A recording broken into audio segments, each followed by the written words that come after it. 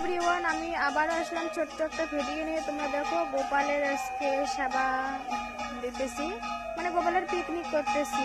আরো অন্যান্য বাড়ির থেকে গোপুসোনা এসেছে, তোমরা দেখতে থাকো। কে কে প্রসাদ পাবে আসে। যখন দোকান যান, এখানে শাড়ি হবেন না, ওখানে শাড়ি ভালো শাড়ি লাগবে, অমুক শাড়ি, তখন তো শরম লাগে না। স্বামীর তো পকেটে পাইয়ে নাই, তা আমার বেনারসি শাড়ি কেন দেওয়াই খেবি, তখন শরম লাগে না। কিন্তু সাধুগুরু আগমন বৃন্দাবন